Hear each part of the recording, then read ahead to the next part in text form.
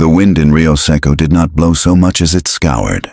It carried the grit of 3 territories, picking up sand from the baking flats of Arizona and dragging it across the jagged spine of the borderlands until it slammed into the clapboard walls of the settlement. The town was nothing more than a desperate smudge of humanity against the vast indifference of the New Mexico territory. It was a place where gaunt cattle bawled for water that tasted of iron and alkali, and where men drifted in like tumbleweeds, brittle and prone to catching fire. Anna sat on an overturned crate behind the Lucky Dollar Saloon, the rough wood biting into her thighs through the thin fabric of her ruined dress. She pulled the oversized, moth-eaten woolen shawl tighter around her shoulders, though the heat of the late afternoon sun was still heavy enough to make the air shimmer. The shawl was gray and smelled of wet dog and tobacco, but it was a shield. It was the only thing standing between her and the eyes of the men gathering in the dirt lot. She stared at the toe of her boot. The leather was cracked, revealing the dirty stocking underneath. If she looked at her boot, she did not have to look at the horizon where the smoke had finally stopped rising 3 days ago. 3 days. It felt like 3 lifetimes. Her memory of the event was not a straight line, but a shattered mirror, reflecting jagged, bloody pieces. She remembered the sound first. Not a scream, but the thud of an arrow striking the side of the canvas wagon. Then the screaming. She remembered the smell of burning flour and the terrible, high-pitched whinny of the horses as the raiders cut them loose. She remembered her father shouting for her to run, his voice choking off into a wet gurgle that woke her up every time she closed her eyes. Strangers had found her wandering the scrub 2 days later, her skin blistered by the sun and her throat so parched she could not speak to beg for water. They had been buffalo hunters, rough men with skin like cured leather. They had given her water, yes, but they had not taken her to the fort. They had brought her here, to Rio Seco, and sold her to Silas Vane for the price of a new saddle and a bottle of whiskey. Silas Vane now stood in the center of the lot, wiping his sweating forehead with a yellowed handkerchief. He was a round man, his belly straining the buttons of his vest, with eyes that darted like nervous flies. "Gentlemen," Vane shouted, his voice cracking against the wind. "Gather round. We are not selling horseflesh today, though what I have is just as strong and twice as useful." A ripple of laughter went through the crowd. There were perhaps 20 men, a mixture of drift riders, prospectors with dust in their beards, and ranch hands looking for a way to spend their monthly pay. They smelled of stale beer, unwashed bodies, and expectation. Anna felt the numbness spreading through her chest. It was a cold, heavy weight, like a stone dropped into a well. She told herself she was already dead. The girl named Anna, who had sewn a quilt for her marriage chest and memorized the Psalms, had died with her family in the ashes of the wagon train. The thing sitting on the crate was just a husk. If she was a husk. It did not matter what they did to her. "Step up, girl," Vane said, snapping his fingers. "Let them see you." Anna did not move. Her muscles refused to obey. Vane hissed a curse under his breath and grabbed her upper arm, his fingers digging into a bruise that was already blooming there from yesterday. He hauled her to her feet. The sudden movement made the world spin, gray and dizzying. "Stand up straight," Vane commanded. He yanked the shawl down from her shoulders. Anna flinched, instinctively trying to cover herself, but Vane slapped her hands away. "Look at that," Vane announced to the crowd, gesturing to her. "Young, strong teeth, a bit skinny from the road. Sure, but she will fatten up on beans and cornbread. She can cook, she can sew, and she can keep a man warm when the norther blows in." A man in the front row took a step forward. He was tall, wearing a long duster coat and a hat with a silver band. His face was handsome in a sharp, predatory way, but his eyes were flat and cruel. This was Caleb Dorsey. Anna knew his name because she had heard the other men whispering it with a mixture of fear and deference. He owned the largest spread of land in the valley, and he owned the sheriff, the judge, and anyone else who wanted to stay alive in Rio Seco. Dorsey looked her up and down, his gaze lingering on the tear in her dress where the white skin of her knee was visible. He smiled, but it did not reach his eyes. "She looks used up." "Silas," Dorsey said, his voice a lazy drawl. Vane laughed nervously. She is fresh, Mr. Dorsey, just a little dusted, a wash and a meal. And she will be a prize. Start the bidding then. Someone shouted from the back, I have got thirsty cows waiting. Vane rubbed his hands together. Do I hear $10? $10 for a wife who will never talk back? $5, a miner shouted, spitting a stream of tobacco juice into the dust. I have 6, another man called out. Anna stared past them, fixing her eyes on the heat distortion rising from the tin roof of the livery stable. I am stone, she thought. I am the dust. I am nothing. $10, Dorsey said. The crowd quieted. When Caleb Dorsey bid, sensible men stopped talking. I have $10 for Mr. Dorsey, Vane said, looking relieved. Do I hear 15? 12? A brave or drunk? Cowboy tried 15. Dorsey countered immediately, turning his head to glare at the interrupter. The cowboy looked down at his boots and stepped back. $15 going once. Vane cried out, sweating profusely now. $15 for a lifetime of comfort. It was then that the silence at the edge of the crowd shifted. It was a different kind of silence than the hush of fear Dorsey commanded. It was a heavy, watchful stillness. A figure detached itself from the shadow of the livery stable. He had been standing there the whole time, unnoticed, blending into the wood and the shade like a phantom. He walked forward into the sunlight, and the crowd parted instinctively, men stumbling over their own feet to get out of his way. He was an Apache. He was tall, broad across the shoulders, wearing a faded calico shirt and buckskin trousers that had seen many miles but were mended with care. His hair was black as a raven wing, braided heavily on either side of his face, and a headband of red cloth was tied around his forehead. Across his back was a repeating rifle, the wood stock scarred but the metal gleaming with oil. But it was his face that stopped the breath in Anna's throat. It was a hard face, composed of planes and angles that looked as if they had been hewn from the red rock of the canyon walls. His skin was the color of burnished copper, and his eyes were dark, intelligent, and utterly unreadable. The townsfolk began to mutter. The word savage hissed through the air like steam escaping a valve. A woman watching from the back porch of the general store gathered her children and pushed them inside. The Apache stopped 10 feet from the crate where Anna stood. He did not look at the crowd. He did not look at Silas Vane. He looked only at her. His gaze was not hungry like the others. It was intense, searching, as if he were looking for something broken inside a machine to see if it could be fixed. Sheriff Brady, a man with a walrus mustache and a star pinned to a shirt that had not seen soap in a month, stepped off the boardwalk. He rested his hand on the butt of his pistol. Now see here, Brady said, his voice blustering but uncertain. You move along, boy. This is not for you. The Apache ignored him. He looked at Silas Vane. $20, the warrior said.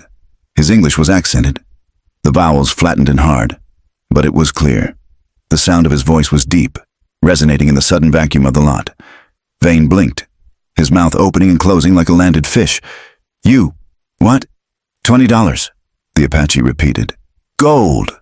He reached into a pouch at his belt and withdrew a coin. It flashed in the sun, heavy and yellow, a $20 gold piece, likely taken from a soldier or a raid. But gold all the same. The crowd erupted. You cannot sell a white woman to an Indian, the miner shouted. It is against God and nature. Run him off! Sheriff, shoot him! Caleb Dorsey took a step toward the Apache, his face darkening with rage. He looked as if he had been slapped. This is a white man's town, Dorsey snarled. You take your filth and you ride out, or we will drag you out behind a horse. The Apache did not flinch. He did not even turn to face Dorsey fully. He kept his eyes on Vane, holding up the coin. Is your money only for white men? The warrior asked. Or is gold just gold? Vane looked at the coin, then at Dorsey, then back at the coin. Greed was a powerful thing, stronger than prejudice and stronger than fear. $20 was more money than Vane had seen in 6 months. Now, hold on, Vane stammered, licking his lips. There is no law, says who can buy. It is an auction.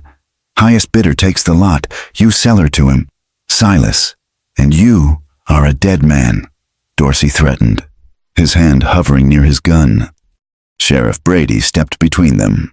Holding up his hands, he was sweating, and he knew that if shooting started, he would likely be the first to catch a stray bullet. Easy, Caleb, easy, Brady said. Silas is right. It is an open auction. If you want the girl, bid higher. Dorsey spat on the ground. I will not pay good money to outbid a savage for what should be mine by rights. It is an insult to every decent man here. Then the bid stands at $20, Vane said quickly, snatching the coin from the Apache's hand before anyone could change their mind. Sold. She is yours. Take her and go. The silence that followed was thick with violence. Dorsey was vibrating with fury, his knuckles white on his gun belt. He stared at Anna, his eyes narrowing. It was a look of cold, calculating hatred. He was marking her. He was telling her without words that this was not over. The sheriff turned to the Apache. You have bought your goods. Now you get out of my town. You are not welcome here after sundown. And you keep that woman under control, you hear me? I do not want to hear about any trouble. The warrior nodded once, a barely perceptible dip of his chin. He walked toward Anna. Up close, he smelled of wood smoke, horse sweat, and sage. He was terrifyingly large. Anna shrank back against the invisible wall behind her, trembling so violently her teeth chattered. This was it. This was the final nightmare. She had been traded from the wolves to the bear. The warrior reached into his belt. Anna squeezed her eyes shut, expecting the knife, expecting the pain. She held her breath, waiting for the end. She felt a tug at her wrists. The rough hemp rope that Vane had used to bind her hands fell away. Anna opened her eyes. The Apache was sheathing a long hunting knife. He did not grab her. He did not drag her. He reached for a water skin slung over his shoulder, uncorked it, and held it out to her. Drink, he said. Anna stared at the water, then at him. She was confused. The script she had written in her head, the one where she was beaten, dragged, and used, had skipped a page. He nudged the skin closer to her hands. It is water. It is not poison. Her hands shook as she took the skin. She lifted it to her cracked lips and drank. The water was warm and tasted of leather, but it was the sweetest thing she had ever known. She drank until she choked, coughing as the liquid went down the wrong way. He took the skin back and corked it. My name is Taza, he said. He did not ask for her name. He simply stated his own, as if laying a foundation stone. Taza looked around the lot, his eyes meeting Dorsey's glare for a brief, dangerous second. Then he looked back at Anna. Walk with me, Taza said. It was not a command, not exactly. It was an instruction. Anna looked at the sheriff, who was chewing his mustache and watching the crowd. She looked at Dorsey, who was whispering to two of his ranch hands, his eyes fixed on Taza's back. She looked at the open desert beyond the buildings. She had no choice. She stood up, her legs wobbling, and followed him. Walking through the town was a gauntlet. Men spat as they passed. Women peered through drawn curtains, their faces pale ovals of judgment. Insults were thrown like rocks. Traitor, whore, squaw lover. Anna kept her head down, pulling the shawl so tight it hurt her fingers. She felt the shame burning her cheeks, hot and agonizing. They thought she had chosen this. They thought she was complicit in her own sale. Taza walked with a long, steady stride. He did not hurry, and he did not slow down. He walked as if the town and its people were nothing more than ghosts, insubstantial and irrelevant. They reached the edge of town where a paint horse was tethered to a hitching rail. It was a strong animal, deep-chested and alert. Taza untied the reins and mounted in one fluid motion. He looked down at her. Can you ride? He asked. Anna shook her head. I have fallen out of practice. He reached down, offering his forearm. Put your foot on mine. Swing up behind.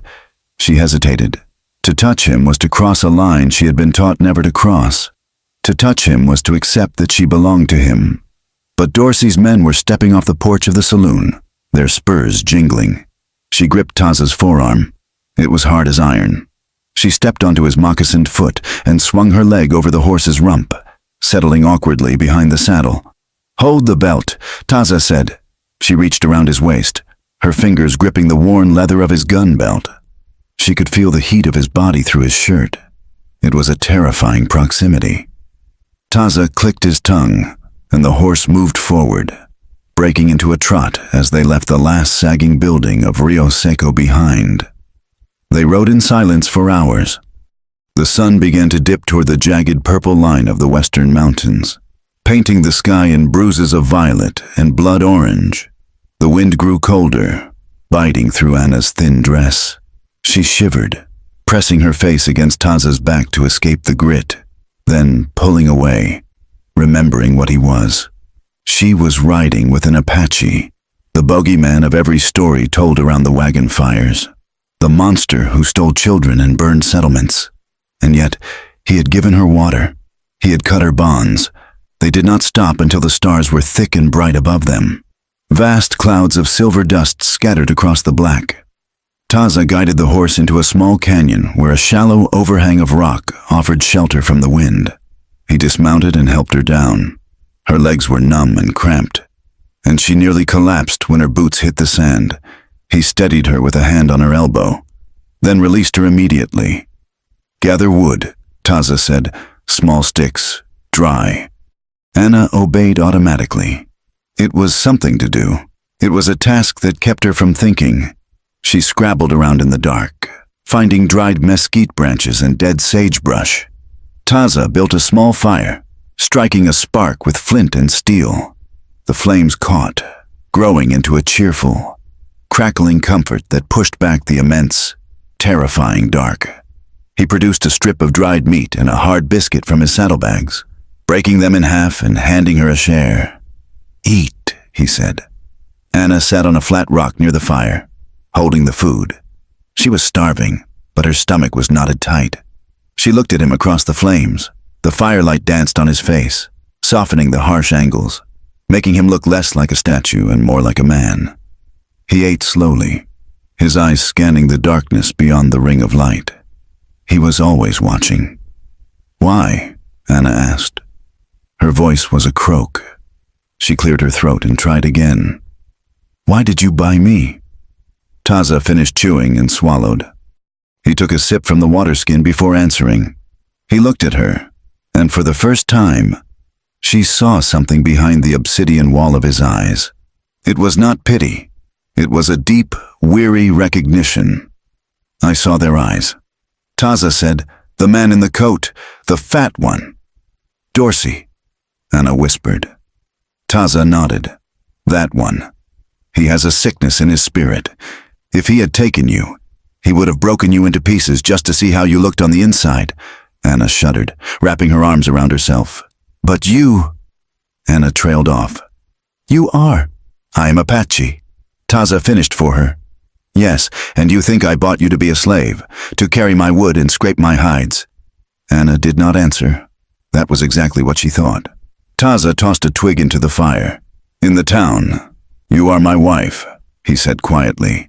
"I paid the gold. I signed the paper in their minds. That is the only law they understand." He looked directly at her. "But out here, under the sky, you are not my property."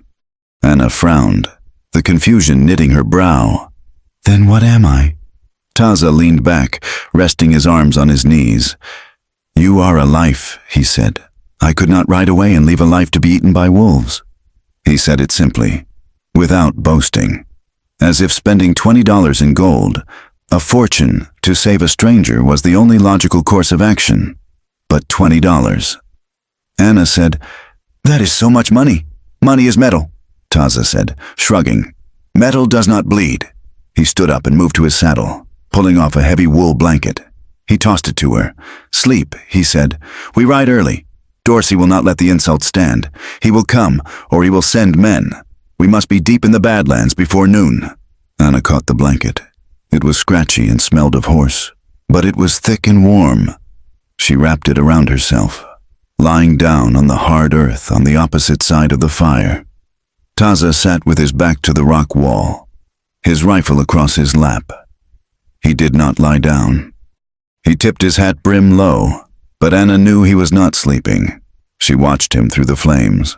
She was terrified of the desert. She was terrified of the men who might be following them. She was terrified of this silent warrior who spoke of saving lives while wearing the weapons of war. But as the heat of the fire seeped into her bones, replacing the chill of the auction lot, she realized one thing. For the first time in 3 days, no one was looking at her with cruelty. She closed her eyes, and the image of Taza standing in the dust, holding up the gold coin, played behind her eyelids. A choice. He had called it. He had chosen her. Not to own, he claimed, but to save. She did not know if she believed him. The world she knew did not contain men who saved women like her for nothing. There would be a price. There was always a price. But for tonight, the price was a fire and a blanket.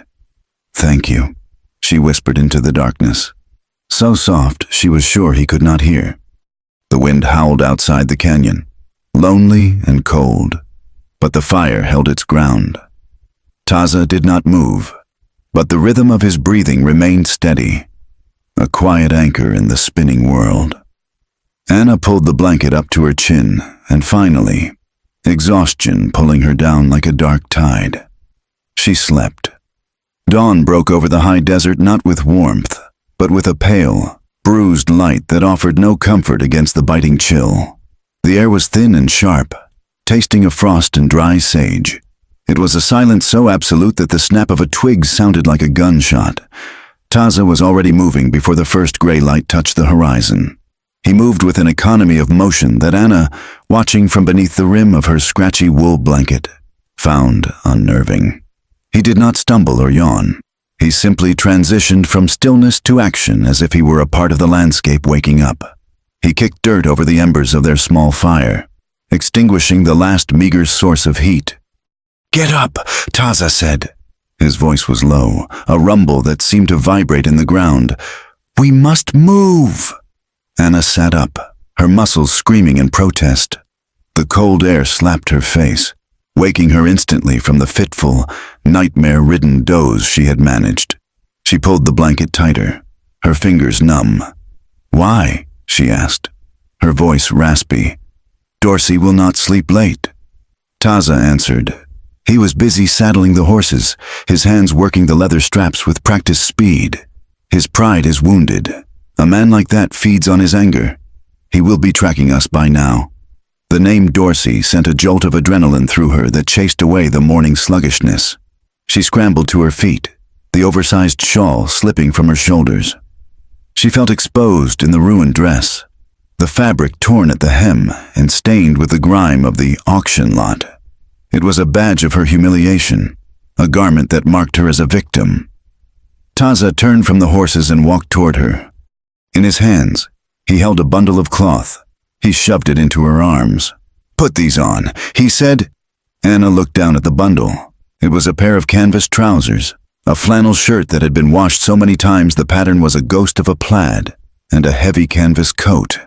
"I cannot wear men's clothing," she said automatically. It was a reflex, a voice from a life that no longer existed. "The dress is a flag," Taza said, his eyes hard. "It catches on the brush, it offers no warmth, and it tells everyone who sees you that you are a white woman lost in the desert.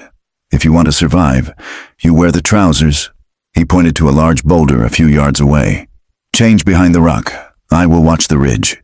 Anna hesitated for only a second before clutching the bundle to her chest and hurrying behind the stone. Her hands shook as she unbuttoned the dress. Peeling it off felt like peeling away a layer of dead skin. The cold air bit at her bruised flesh, making her shiver violently. She pulled on the trousers. They were too big in the waist, but long enough to tuck into her boots. The flannel shirt smelled of sage and wood smoke, a scent that was quickly becoming the smell of safety. She buttoned the coat and stepped out from behind the rock. She felt strange. The heavy fabric restricted her movement in some ways, but freed her in others. She was no longer a shape to be ogled. She was a figure wrapped in canvas and wool, indistinct and practical. Taza was standing by the horses, his back to her. He did not turn around until he heard her boots crunching on the gravel. When he looked at her, his gaze was brief and clinical, checking the fit of the gear rather than the woman beneath it. "Good," he said. "Tie the dress to your saddle. We may need the cloth for bandages or fire starter." They mounted up as the sun finally breached the horizon, flooding the desert with a harsh, blinding light that offered no warmth, only exposure. The wind picked up, scouring the land and throwing grit against their faces. The riding was harder today. Anna's body was a map of aches from the previous day's journey, and the saddle felt like a torture device. Every jolt of the horse sent a shockwave up her spine. She gritted her teeth, determined not to complain. She would not give him a reason to think she was weak. She would not give him a reason to regret his purchase. After 2 hours, Taza signaled for a halt. He circled back to where Anna was struggling to keep her feet in the stirrups. Her legs were cramping, her posture collapsing with fatigue. "You fight the horse," Taza said, bringing his mount alongside hers. "I am trying," she snapped, the pain fraying her temper. "You sit too stiff," he observed, ignoring her tone. He swung down from his saddle and approached her horse. Anna stiffened, her hand tightening on the reins. He was close now, right at her knee. The horse shifted, sensing her tension, but Taza laid a calming hand on the animal's neck. "Your stirrups are too long," he said.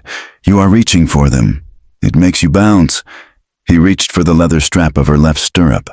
To adjust it, he had to brace her leg. His hand, large and calloused, wrapped around her calf just above the boot top. Anna stopped breathing. The touch was firm, professional, yet it burned through the canvas of the trousers. It was the first time a man had touched her in months without the intent to hurt or appraise. It was a steadying grip, an anchor. "Lift," he commanded softly. She lifted her weight, and he worked the buckle, shortening the leather. He moved to the other side and repeated the action. His knuckles brushed against her shin, a fleeting contact that sent a confusing flush of heat up her neck. It was shame, she told herself. Shame that she was so helpless she needed a savage to dress her and fix her saddle. Shame that her body reacted to his nearness not with revulsion, but with a sudden, traitorous awareness of his strength. "Try now," Taza said, stepping back. She settled her weight.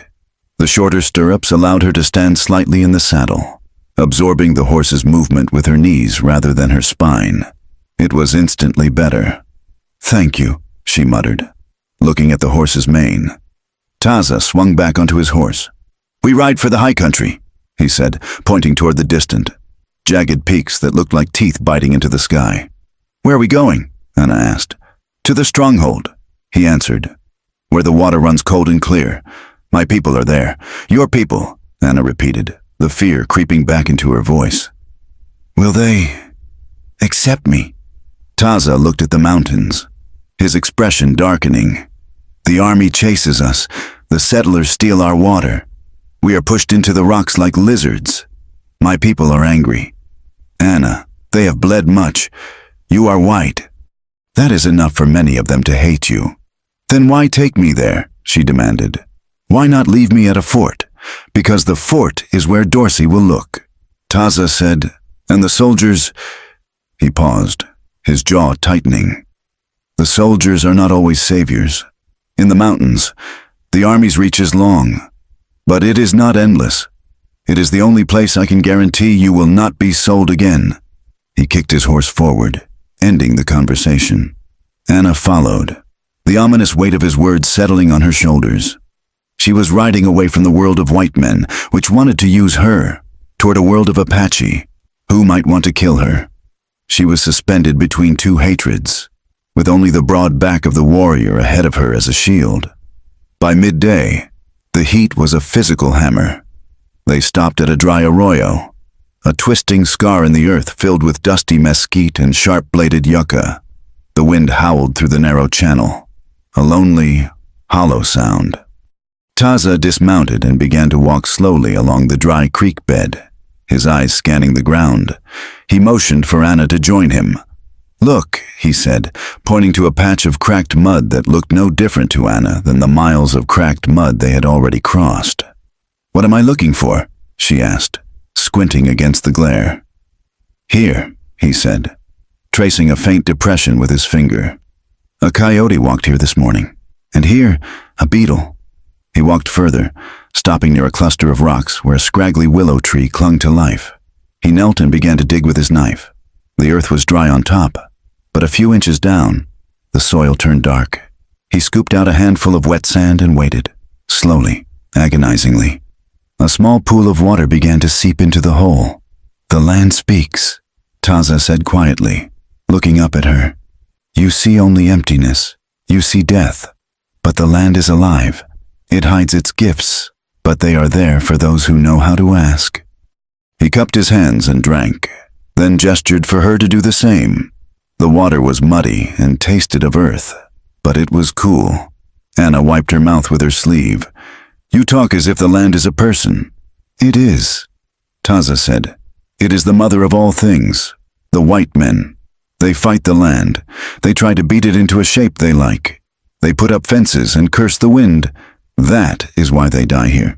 You must learn to move with the land." Anna, like the shadow of a hawk, she looked at him, surprised by the poetry in his rough voice. She began to look at the arroyo differently. It wasn't just a ditch. It was a hiding place, a reservoir, a map. They rode on. The terrain grew rougher, the flat desert giving way to rolling foothills littered with volcanic rock. In the late afternoon, they passed a scene that made Anna's blood run cold. It was the remains of a wagon, not fresh like hers had been, but old. The wood was bleached gray by the sun, the iron rims of the wheels rusting red. The ground around it was scorched black in a circle, though the grass had begun to grow back. Taza did not stop, but his posture stiffened. He rode past the ruin with his head high, his eyes fixed straight ahead. Anna stared at the skeleton of the wagon. She saw the broken toys of a child half buried in the sand. She saw the charred remains of a trunk. It was a mirror of her own trauma, a monument to the violence that saturated this frontier. "Who did this?" she whispered, though she knew the answer could be anything. "Bandits, soldiers, Comanches, Apaches." Taza did not answer immediately. When he spoke, his voice was devoid of emotion. "Anger," he said. "Anger did this. He did not defend his people. He did not blame hers. He simply named the true killer." Suddenly, Taza pulled his horse up sharp.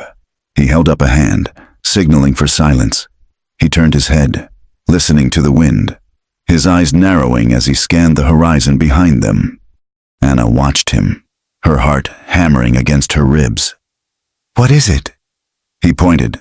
Far back, miles across the shimmering flats. A plume of dust was rising. It was too focused to be the wind. It was riders, moving fast. "Dorsey," Taza said, panic, cold and familiar, clawed at Anna's throat. "He is coming. He is going to take me back. Move!" Taza ordered. He did not panic. He grabbed the bridle of her horse and led them off the trail, guiding them into a narrow, twisting wash that cut deep into the earth. The walls of the wash rose high above their heads, shielding them from view. "Get down!" Taza hissed. He pulled her from the saddle. He quickly led the horses further up the wash, tying them securely to a heavy root where they would be hidden by the overhang. Then he returned to her, pushing her down into the dirt behind a cluster of sagebrush. "Stay flat," he commanded. "Do not move. Do not breathe loud." He climbed the side of the wash, moving like a lizard, silent and sure. He positioned himself just below the rim, peering over the edge through a gap in the rocks. He unslung his rifle, checked the lever, and rested the barrel on the stone. Anna lay in the dirt, her face pressed against the gritty sand. Her heart sounded like a drum in her ears. She squeezed her eyes shut, praying to a God she wasn't sure was listening anymore. Minutes stretched into an hour. Then she heard it, the sound of hooves, the jingle of a bit, the creak of leather. They were close, so close she could hear the heavy breathing of a horse. "Spread out," a voice shouted. It was a voice she knew. It was the voice that had bid $15 for her life. "Caleb Dorsey. I lost the tracks, boss," another man called out. "Ground is too hard here. Find them," Dorsey roared. His voice carried on the wind, thick with rage. "That redskin cannot have vanished. He has got my property." Anna trembled. Property. The word made her sick. "When I catch him," Dorsey continued, his voice dropping to a growl that was somehow louder than his shout, "I'm going to peel him slow. And the girl," he laughed, a sound that made Anna's blood freeze. "She will learn what happens when you run from Caleb Dorsey. She will learn her place." Anna bit her lips so hard she tasted copper. She wanted to scream. She wanted to bury herself in the earth. Above her, Taza was a statue. He did not twitch. His finger was on the trigger, his eye aligned with the sights. He was the only thing standing between her and the man who wanted to break her. They went north. A scout shouted from further away, "I see dust to the north." It was a trick of the wind, or perhaps a wild herd. But Dorsey took the bait. "Ride!" Dorsey yelled. "Run them down!" The thunder of hooves shook the ground, vibrating through Anna's chest. The sound faded, growing fainter and fainter until the silence of the desert rushed back in to fill the void. Taza stayed at the rim for another 20 minutes, making absolutely sure they were gone. Only then did he slide down the embankment. Anna was still lying face down, shaking. Taza knelt beside her. He did not touch her, but his presence was a heavy warmth. "They are gone," he said. Anna pushed herself up. Her face was streaked with dust and tears. "He will never stop," she whispered. "He thinks I am his." Taza looked at her, his dark eyes fierce. "You are not his," he said firmly. "You are breathing. You are standing. You are here. As long as you draw breath, you belong to no one but the Great Spirit." He stood up and offered her a hand. "Come, we must change our path. We go into the rocks where the horses cannot leave tracks." That night, they made a cold camp deep in a labyrinth of sandstone canyons. They dared not light a fire, but the cold was a physical weight, pressing down on them. Taza finally relented, digging a small pit and building a tiny fire at the bottom, shielding the light with his body and a blanket. They sat close to the meager warmth. The adrenaline of the day had drained away, leaving Anna hollow and brittle. The fear she had swallowed for 2 days began to curdle into anger. She looked at Taza across the fire. He was cleaning his rifle, his movements rhythmic and calm. His calmness infuriated her. How could he be so still when her world was burning? "Why did you do it?" she asked, her voice sharp in the silence. Taza looked up, pausing in his work. "Do what?" "Buy me," she cried out. The words tore out of her throat. "You act like a savior, but you bought me like a cow at a fair. You put money in that man's hand and led me away on a rope. How are you different from them? How are you any better than Dorsey?" The accusation hung in the air, bitter and unfair. Anna knew it was unfair, but she couldn't stop. She needed to hurt someone, and he was the only one there. "You are just another man." She spat. "You all think you can own things. You think because you have gold or a gun, you can take a life and call it yours." Taza did not yell back. He did not get angry. He set the rifle down gently on the blanket. He looked into the fire, his face etched with a sorrow so deep it silenced Anna's rage instantly. He took a long breath, and when he spoke, his English was halted, as if the words were stones he had to drag out of his chest. 10 winters ago," he said softly, "the soldiers came to my village. My father was away. I was young, not a warrior yet." He stared into the flames, seeing things Anna could not. "They burned the lodges. They killed the old ones. And they took the women." He looked at his hands, turning them over as if looking for blood. "My sister, her name was Nalin. She was bright, like the morning sun on the water. She laughed at everything." Anna felt her anger draining away, replaced by a cold ache in her chest. "The soldiers took her," Taza continued. "They tied her wrists. They put her on a horse. I ran after them. I ran until my lungs burned and my feet bled. But I was a boy. I had no gun. I had no horse." He looked up at Anna, and his eyes were swimming with unshed tears. "I never saw her again. We heard stories. She was sold, traded, used, died in a place far from the mountains." He gestured vaguely toward the dark desert. "When I saw you, behind the saloon, His voice cracked. He stopped, swallowed hard, and forced the control back into his tone. I saw the rope on your wrists. I saw the fear in your eyes, and for a moment, I did not see a white woman. I saw Nalin. He leaned forward, his intensity burning brighter than the fire. I could not save her. I was too small, too weak. I have carried that stone in my heart for 10 years. But that day, with you, I had gold. I had a gun. I was a man. He shook his head slowly. I did not buy you to own you. Anna, I bought you because I could not walk away and let it happen again. I could not let them take another sister. Silence stretched between them, heavy and profound. Anna stared at him. The monster she had feared, the savage the town had cursed, was just a brother who missed his sister. The terrifying warrior was a boy who had run until his feet bled. The walls she had built against him, the walls of prejudice and fear, began to crack. She saw the scars on his soul, and they looked terrifyingly like her own. I did not know, she whispered. Taza picked up his rifle again, wiping the barrel with a cloth. We all carry ghosts, he said quietly. The desert is full of them. Anna wrapped her arms around her knees. She felt a sudden, overwhelming urge to reach out to him, to offer some comfort, but the distance between them still felt too great to cross. Instead, she sat in the silence, letting his story settle into her bones. They were two wreckage survivors, clinging to the same piece of driftwood. The next morning, the sky turned a sickly, bruised yellow. The wind died, leaving a heavy, suffocating stillness. Storm, Taza said, looking at the horizon. A big one. They barely had time to find shelter. Taza found a deep undercut in a sandstone cliff face, a shallow cave barely big enough for the two of them. He hobbled the horses and forced them to lie down in a nearby depression, covering their heads with blankets. Then the wall of dust hit. It was not like rain. It was a solid physical force. The world vanished in a screaming brown twilight. The sand blasted everything, finding every crack and seam. Get back! Taza shouted over the roar of the wind. He pushed Anna deep into the undercut, against the back wall of rock. The space was tiny. To fit, they had to be pressed together. Taza sat with his back to the wind, his body acting as a shield for hers. He pulled his heavy coat open and wrapped the edges around her, pulling her against his chest.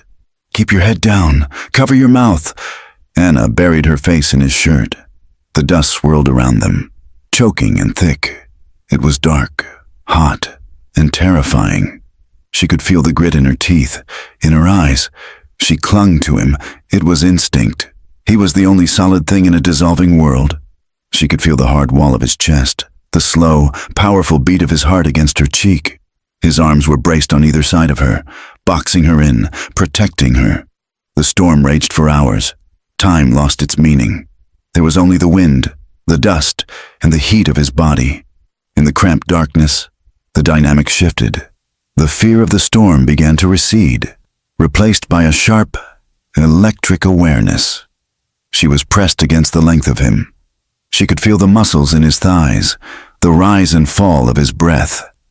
She smelled the dust, but under it, she smelled him, sage, leather, and man.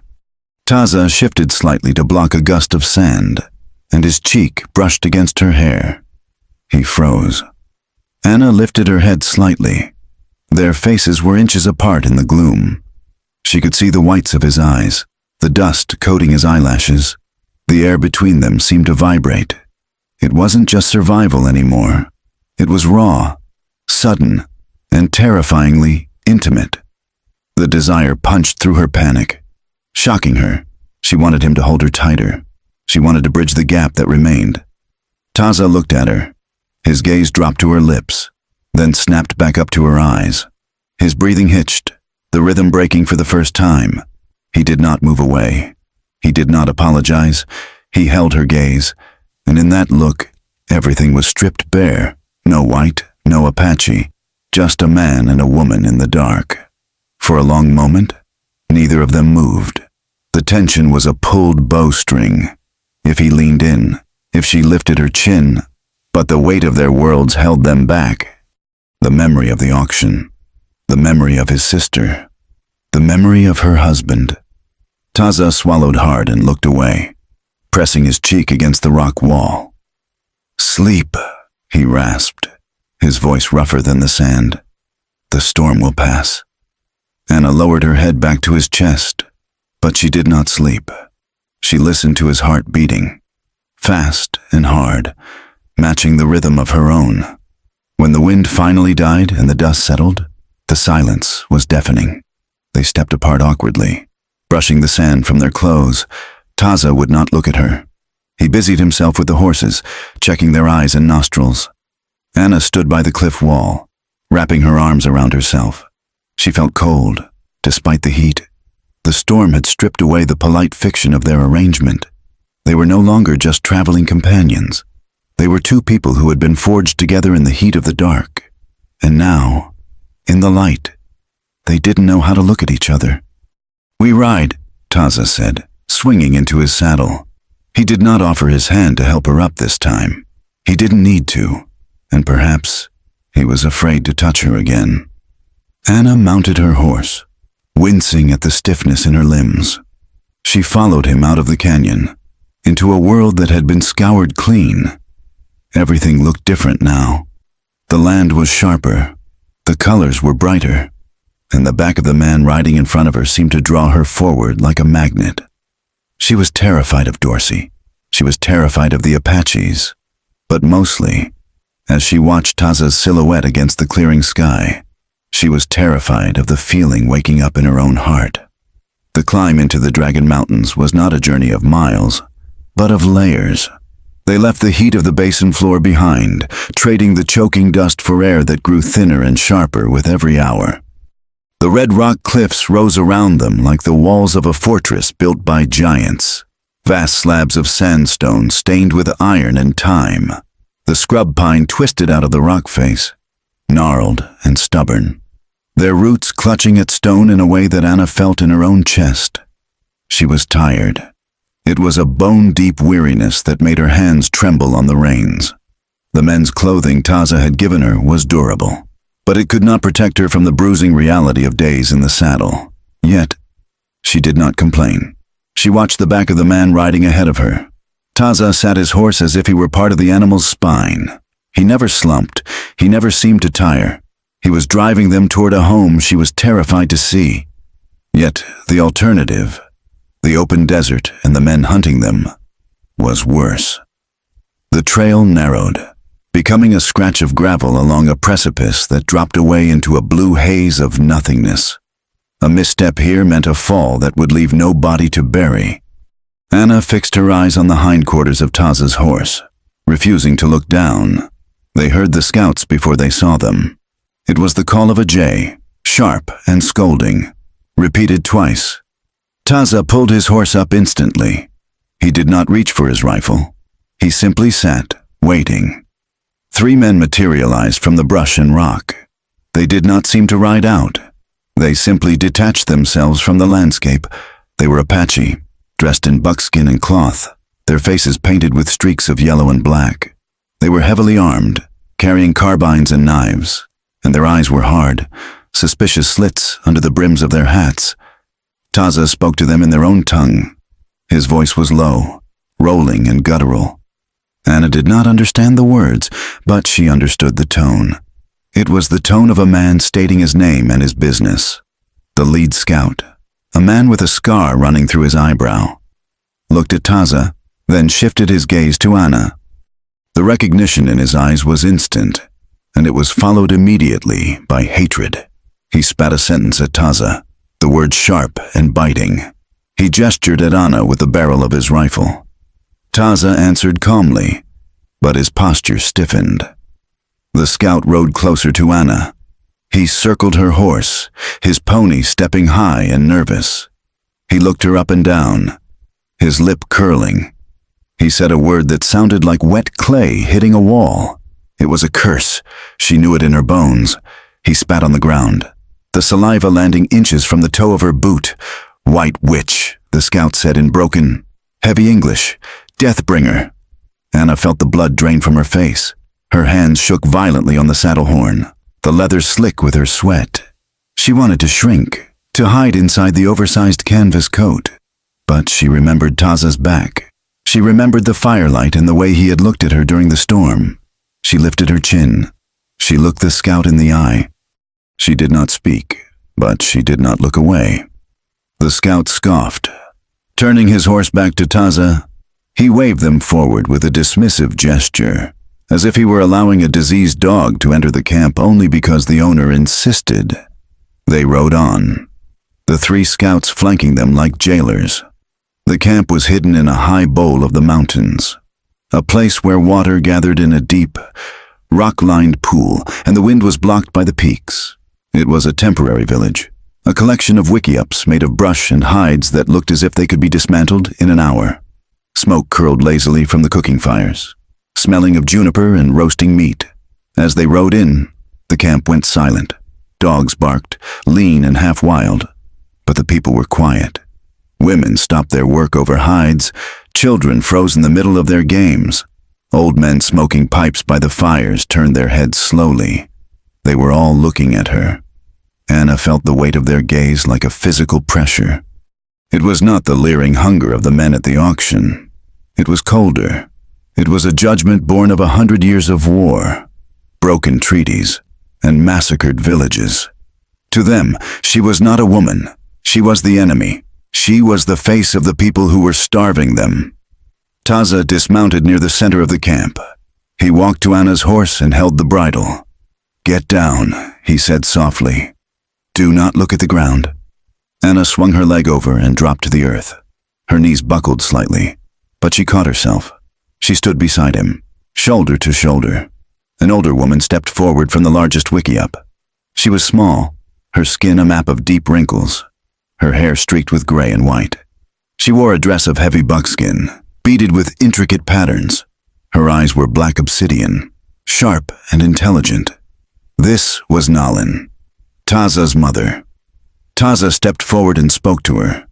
He gestured to Anna. The camp strained to listen. "I have returned," Taza said in English, perhaps so Anna would understand, or perhaps to make a point to the others who spoke the trade tongue. "And I have brought a wife." A ripple went through the crowd, a gasp, a murmur of disbelief. Nalin did not gasp. She looked at Taza, then she looked at Anna. She walked forward, her movement stiff with age but commanding respect. She stopped in front of Anna. She was a head shorter, but she seemed to tower over the white woman. Nalin reached out a hand, her fingers rough and calloused. She touched the fabric of Anna's coat, then the pale skin of her cheek. It was not a caress. It was an inspection. She was checking the teeth of a horse. "She is white," Nalin said. Her voice was like dry leaves scraping together. "She is my wife," Taza repeated. "I bought her from the men who would have killed her. She is under my protection. She is of my fire now." Nalin's eyes narrowed. "She carries the smell of the settlements. She carries the bad luck of her people. Why did you bring this curse to us, my son?" "Because I chose to," Taza said. Nalin stared at him for a long moment. Then she turned back to Anna. "If she is of your fire, she works the fire," Nalin said. "We have no queens here. We have no guests who sit while others bleed." Nalin pointed to a flat stone mortar, a metate, where a pile of dried corn kernels waited. "Grind," Nalin commanded. It was a test. Anna knew it. The whole camp knew it. They watched with folded arms and stony faces. Anna stepped forward. She had never ground corn on a stone. She had grown up in a house with a flour mill in the town nearby. She knelt in the dirt before the stone. She picked up the mano, the cylindrical grinding stone. It was heavy. She began to push the stone over the corn. The kernels were hard as rocks. They skittered away. She pushed harder. The stone slipped, scraping her knuckles against the rough volcanic rock of the metate. Skin tore. Blood welled up, bright and red against the dust. A child near the fire giggled.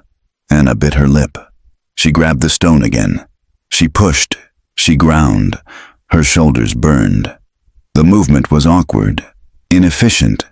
She was making a mess, turning the corn into coarse grit rather than flour. Nalin watched, her face impassive. Enough, Nayland said after a few minutes. You waste the corn. She gestured to a large woven jug. Sealed with pitch, water, the old woman ordered. The spring is up the trail. Fill it. Anna stood up, wiping her bloody hand on her trousers. She picked up the jug. It was heavy, even when empty. She walked toward the trail Nalin had indicated. The path to the spring was steep and slick with moss. Anna's legs were trembling from the ride. She reached the pool, her breath coming in short gasps. She knelt and submerged the jug. As it filled, it became immensely heavy. She hauled it out, water sloshing over the rim and soaking her boots. She lifted it to her shoulder, staggering under the weight. She made it halfway back to the camp. Her boot found a loose stone. Her ankle twisted. Anna fell hard, her knees slamming into the rock. The jug flew from her hands. It hit the ground and rolled, water gushing out into the thirsty dust. Silence. Then, laughter. It started with the children, high and cruel, but it spread to the women. They were laughing at the white woman's clumsiness. They were laughing at her weakness. Anna lay in the dirt, the pain in her knees blinding. She wanted to stay there. She wanted to dissolve into the earth and never rise again. She felt a hand on her arm. She looked up. Taza was there. He did not look happy, but he did not look ashamed. He looked angry, but not at her. Stand up, he said quietly. I spilled it, she whispered. I ruined it. It is just water, Taza said. The spring will give more. He helped her to her feet. He did not pick up the jug. He left it there for her to retrieve. He knew she had to finish the task. Anna limped to the jug. She picked it up. She walked back to the spring. She filled it again. She walked back to the camp. Every step a battle against gravity and shame. She set the full jug down at Nalin's feet. Nayland looked at the water, then at Anna's torn hands and dusty face. She is weak, a woman standing nearby muttered. She has hands like soft butter. She will die when the winter comes. Taza turned on the woman. His voice was not a shout, but it cut through the camp like a whip crack. She rode the desert for 3 days. Taza said, she has bruises from the white men that you have not seen. She bleeds, but she stands. That is more than you did when you first came to this band from the southern clans. The woman flushed and looked away. Taza looked around the circle. She learns, he said, give her the grace of time, or answer to me. He took Anna's arm and led her away from the fire, toward a small shelter set apart from the others on the edge of the clearing. It was a wickiup, a dome of bent willow branches covered in hides and canvas. Inside, it was dark and smelled of sage and earth. There was a bed of furs on one side, bear and deer skins piled thick against the cold. This is our place, Taza said. Anna stood in the center of the small space. The intimacy of it was suffocating. It was a marital home, a bedroom. She wrapped her arms around herself. This was the moment she had feared since the auction, the payment, the night. Taza closed the flap of the wickiup, shutting out the wind in the eyes of the camp. The only light came from the coals of a small fire pit in the center. He began to unbuckle his gun belt. Anna flinched. She backed up until her shoulders hit the rough frame of the wall.